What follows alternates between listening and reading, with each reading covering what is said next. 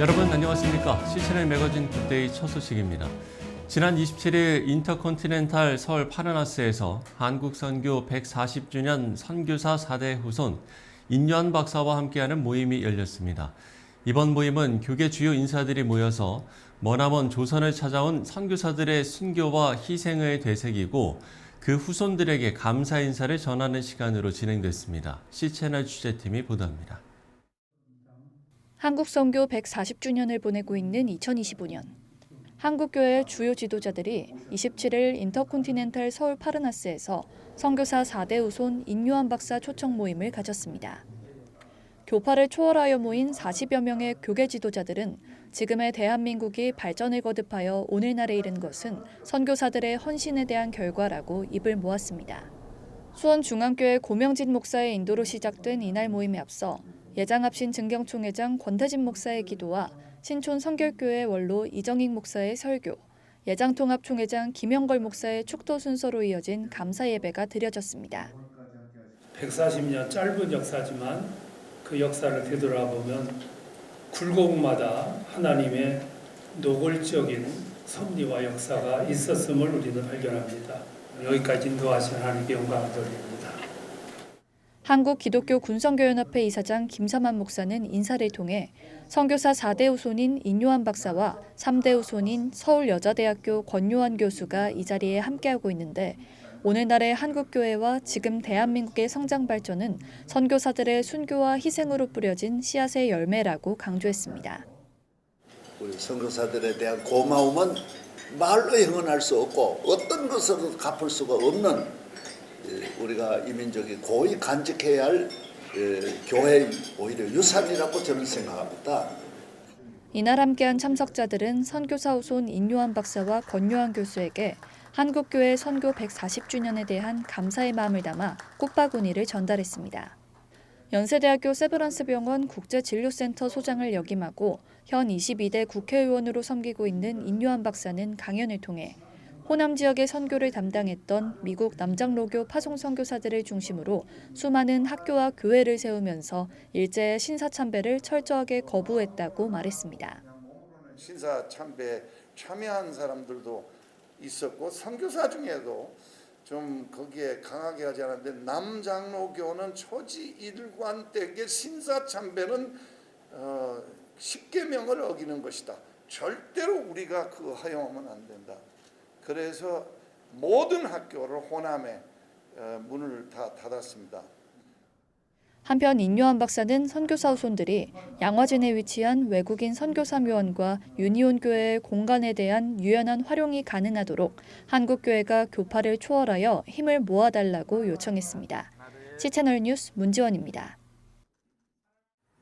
지난 27일 아가페 소망교도소에서 텍사스 대학교 MD 앤더슨 암센터 종신교수인 김희신 박사의 특강이 진행됐습니다. 많은 수용자들이 참석한 가운데 말씀을 전한 김희신 박사는 육체와 정신이 건강한 삶이라는 주제로 희망의 메시지를 전했습니다. 김희신 박사는 인간에게는 모두 타고난 죄성이 있다며 하나님과의 관계를 지켜야 죄를 짓지 않을 수 있다고 말했습니다. 하나님과의 관계가 깨졌을 때는 여러 가지 이제 그런 우리가 흔히 아는 사회적인 범죄 이런 것도 일어날 수 있죠. 그러나 이제 누구든지 우리는 죄성을 가지고 있다는 것을 기억해야 돼요. 또한 남을 위해 기도하고 기도받는 게 건강에 도움이 된다며 서로를 위해 기도할 것을 권면했습니다. 남을 위해서 기도하고 이렇게 위로해주고 하는 것은 그 기도를 받는 사람도 좋지만 기도를 하는 사람에게도 굉장히 그게 건강에 도움이 된다. 한편 아가페 소망교도소는 아가페 재단이 설립한 국내 최초이자 유일의 민영교도소로 하나님의 사랑으로 수용자를 변화시키기 위해서 운영되는 비영리 교도소입니다. 한국외양선교회가 지난 25일 한국기독교회관 조회홀에서 제56회 정기총회를 열었습니다. 이번 정기총회는 신임 이사를 선임하고 올해 사업계획을 승인하는 등의 순서로 진행됐습니다. 개배 예배에서 사람을 찾고 기르자 제목의 말씀으로 설교를 전한 한국외양선교회 이사장 김삼환 목사는 교회를 부흥시켜 교인들을 선교사로 파송해야 한다고 말했습니다. 교회가 이렇게 기도하고 금식하는 분위기가 만들어지고 성령으로 충만하니까 그 교회에서 바울과 바나바가 태어난 거예요. 어디 외부에서 이렇게 반입한 수입한 선교사가 아니고 안디옥 교회 교인들을 파송한, 교회가 부흥하니까 선교가 저절로 된 거예요. 한편 한국외양선교회는 정기총회를 통해 국제선교단체 한국OM 소속 선교선 둘러스오퍼와 협력하는 등 이주민 선교 부문을 강화하기로 했습니다.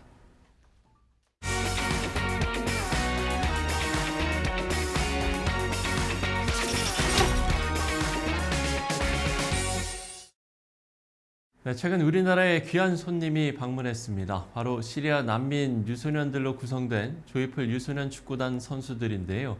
이 팀을 만든 분이 김요한 선교사입니다. 오늘 저희 스튜디오에 모셨습니다. 선교사님 안녕하십니까? 안녕하세요. 예. 자, 조이풀 유소년 축구단이라고 소개를 해드렸는데 선교사님께서 직접 좀 더 자세하게 소개를 해주시면 좋을 것 같은데요. 예, 제가 2021년도부터 레바논 베카주에 있는 네. 바르엘리아스 지역에 시리아 난민 아이들 8세부터 11세 아이들을 약 40명 정도를 모아서요. 80명 정도요. 40명. 40명. 일주일에 한 번씩 풋살장을 빌려서 공을 차고 이렇게 하다가 한 7개월 지나고 그 이후로는 인근에 있는 축구 아카데미에 데리고 가서 네. 전문 코치들로부터 이제 축구 훈련을 받게 했습니다.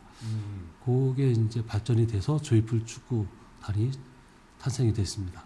그러면 선교를 언제부터 그 레바논에서 선교 사역을 하신 거지요? 레바논에 간 거는 2017년 11월에 갔고요. 예. 그 이전에는 인도, 그다음에 그 전에 이집트에서 사역을 했습니다.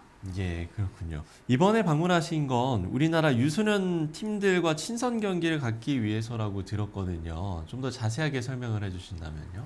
레바논은 다른 중동 국가들과 마찬가지로 네. 축구 열기가 굉장히 뜨겁습니다. 그래서 곳곳에 축구 아카데미가 있고 레바논 아이들은 축구를 다 그렇게 어렸을 때부터 배우고 즐기고 있는데 시리아 난민 아이들은 네. 그런 전문 아카데미에서 또 축구장에서 정식으로 축구를 할 수 있는 기회가 없습니다. 그래서 제가 교육센터를 하면서 저희 난민촌 주변을 보니까 아이들이 공터마다 공을 차고 있는 것을 볼 수 있었고요. 예. 그 아이들을 모아서 풋살장에서 이제 축구를 하게 되었습니다. 현재로는 약 4년, 지금 5년째가 되면서 아이들 실력도 많이 좋아지고 나이도 이제 조금씩 들어가고 있는데 안타까운 것은 난민들이기 때문에 레바논 축구협회에서 인정하는 정식 대회에 출전이 가능하지 않습니다. 네. 그러다 보니까 이 부모님들이 볼 때는 아이들이 축구 실력이 얼마나 되는지 전혀 가늠할 수가 없고 그 속에서 난민들은 아이들조차도 13세, 14세가 되면 다 생활 전선에 이게 뛰어듭니다. 그래서 부모들이 이제는 축구 그만하고 나가서 돈을 벌어 와라 이렇게 얘기를 하곤 합니다. 예. 그런 모습이 좀 안타깝고 해서 어떻게 하면 이 아이들이 계속해서 축구를 잘 할 수 있도록 도울 수 있을까 그런 마음으로 한국에 와서 좀 아이들을 보여줘야겠다 해서 들어오게 됐습니다. 그러면 그 아이들 같은 경우에는 계속해서 축구 선수의 꿈을 이어가기 위해서는 뭐 어떤 절차들이 필요한 겁니까? 일단은 시리아 축구협회에서 네. 인정을 하고 있는 레바논 지역 대표팀으로 저희가 인정을 받고 있고요. 그다음에 시리아 안에는 오랜 내전으로 인해서 축구 인프라가 많이 무너지고 네네. 축구 선수 풀이 굉장히 작습니다. 그래서 시리아 축구협회에서도 저희 아이들을 굉장히 눈여겨보고 있고 조만간 구성될 연령별 대표팀에 선출될 가장 1순위로 저희 아이들을 보고 있습니다. 그럼에도 안타까운 것은 이 시리아 난민들에 대한 관심이 좀 줄어들고 하면서 특히나 이 축구하는 아이들을 지원하고자 하는 사람들이 거의 많지 않다 보니까 축구팀 운영에 굉장히 어려움을 겪고 있습니다.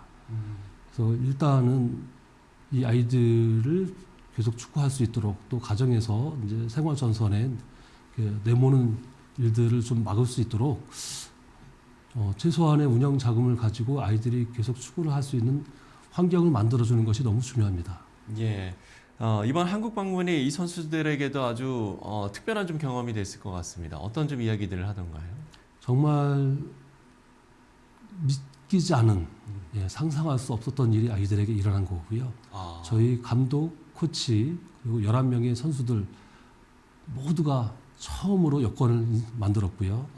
처음으로 해외를 나와보는 네. 그런 상황입니다. 그래서 한국에 와서 지내면서 모든 게 다 놀랍고 신기하고 그래서 하루하루가 즐거운 시간들을 보내고 있고요. 네. 일단 경기를 레바논에서 할 때는 레바논 아카데미 정식 대회는 못 하고요. 하고 연습 경기나 친선 경기를 하는데 굉장히 편파 판정도 심하고 또 차별도 심하고 또 레바논 사람들이 이 시리아 난민들에 대한 정서가 좀 부정적이다 보니까 네. 어려운 상황 속에서 경기를 합니다. 그런데 한국에 와서 경기를 하면서 운동장도 좋고 심판도 공정하고 또 저희가 상대하는 팀들이 감사하게도 굉장히 수준 있는 팀들이 저희를 받아주셔서 좋은 경기를 하고 있죠. 그래서 이 경기를 하는 한 경기 한 경기가 아이들한테는 너무 소중하고 행복하고 즐거운 시간을 보내고 있습니다. 예. 이번 일정 중에서도 가장 기억에 남는 일, 물론 뭐 모든 게 다 이제 새롭고 뭐 신기하고 뭐 말씀을 해주셨습니다만 그럼에도 불구하고 기억에 남는 일들이 있다면 소개해 주실 게 있으실까요? 예, 제가 이제 선교사고 목사다 보니까 아무래도 저희를 도와주시고 또 환대해 주시고 섬겨 주시는 분들이 다 교회 분들이십니다. 목사님들이나 교회에서. 그 속에서도 저희 감독이야 선수들이 한국의 교회, 한국의 기독교인들은 너무 친절하고 너무 다르다.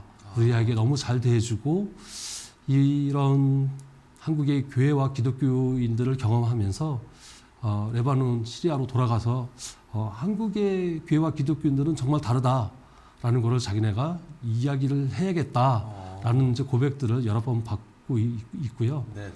또 가깝게 이제 만나는 분들 아이들이 다 이 아랍식 이름을 다 붙여주면서 더 이렇게 친근하게 지내는 모습 보면서 네. 이 축구가 종교와 민족과 또 세대를 뛰어넘는 일이구나라는 것을 경험할 수 있었습니다. 예. 그럼 이제 한국에 와서 이제 한국 이제 유소년 선수들과 축구 경기를 했을 텐데 글쎄요, 우리가 그 선수들의 실력을 좀 어떻게 좀 평가를 해볼 수 있을까? 좀 이 부분에 대해서 해주실 말씀이 있으실 것 같은데요. 중동 아랍 유소년 축구팀이 한국을 방문한 사례를 제가 찾아볼 수가 없더라고요. 네네. 그래서 한국에 계신 축구 관계자분들이 저희를 그래도 따뜻하게 맞아주시고 경기에 응해주시고 이러면서 한국 유소년 축구협의회 회장님이 하시는 팀, 그다음에 프로 산하 유소년 팀들, 또 손 아카데미, 또 대동초등학교 등등 다양한 팀들하고 저희가 경기를 했습니다. 네네. 그런데 한결같이 상대편 감독님들이 말씀하시는 게 깜짝 놀랐다. 이렇게 아이들이 잘할 줄 몰랐다라고 얘기하시면서 예. 아이들 실력이 상당하다라고 얘기를 하십니다. 저도 이 아이들이 이렇게 잘할 줄 몰랐는데 네. 한 경기를 빼고는 저희가 진 적이 없을 정도로 진짜요? 예, 좋은 결과를 지금 만들고 있고요. 그래서 아이들이 또 굉장히 자부심을 가지고 또 자신감을 가지고 그렇게 돌아갈 수 있는 시간이 됐습니다. 네. 이제 다시 이제 레바논으로 돌아가실 텐데 이번 기회가 또 다른 또 꿈의 씨앗이 됐으면 하는 바람을 좀 가져봅니다. 앞으로의 계획은 어떤 계획이 있습니까? 예, 레바논으로 이제 돌아가서 네. 현재 계획하고 있는 것은 올 여름에 요 아이들이 다 시리아 국적을 갖고 있잖아요. 그래서 예, 그렇죠. 시리아로 한 3주간 가서 시리아에 머물면서 시리아에 있는 팀들, 유소년 팀들하고 또 연습 경기, 친선 경기를 하면서 이 아이들을 시리아 축구 협회의 축구 지도자들에게 좀 선보이고 싶은 마음이 있습니다. 그래서 아이들이 시리아 연령별 대표팀에 최대한 많이 선발될 수 있도록 이렇게 하려고 합니다.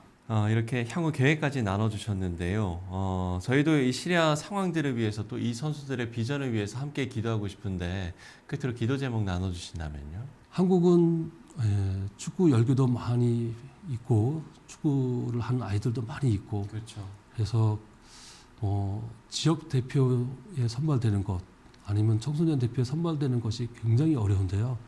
저희 아이들은 조금만 도와주시면, 조금만 관심을 가져주시면 얼마든지 청소년 대표팀 더 나가서 국가대표가 될 수 있는 아이들입니다. 예. 그래서 이 아이들에게 관심을 가져주시고 지원을 해줄 수 있는 분들이 좀 많이 나타났으면 좋겠고요. 그래서 아이들이 축구를 계속 이어갈 수 있는 것이 저희 첫 번째 기도 제목입니다. 두 번째로는 이들이 더 커서 좀 스스로 생각하고 판단하고 결정할 수 있을 때, 그때 한국에 갔을 때 한국에 있는 분들이 우리를 이렇게 도와주셨다, 또 환대해 주셨다. 그리고 우리 요한 선생님이 우리에게 좋은 이런 기회를 주셨다는 것을 생각할 수 있을 때, 네. 그때 왜 그랬을까라는 것을 고민해 보고 그때에 좋은 역사가 또 일어날 수 있기를 제가 기도하고 있습니다. 예. 자, 두 가지 기도 제목 나눠주셨습니다. 그야말로 우리 시리아 이 유소년 선수들이 축구의 꿈을 계속해서 이어나갈 수 있도록 또 그들에게 복음이 잘 전파될 수 있도록 시청자 여러분들께서도 많은 관심과 기도를 해주시면 좋을 것 같습니다. 네, 지금까지 조이풀 유소년 축구단 김요한 선교사와 이야기 나눠봤습니다. 선교사님, 오늘 말씀 고맙습니다. 감사합니다.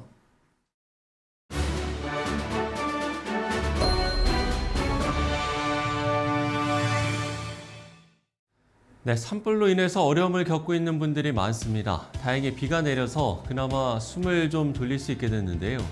여러 사건, 사고들로 어수선한 요즘 하나님의 도우심을 바라는 간절한 기도가 그 어느 때보다 필요하겠습니다. 시채널 매거진 굿데이 오늘 순서는 여기까지입니다. 시청해주신 여러분 고맙습니다.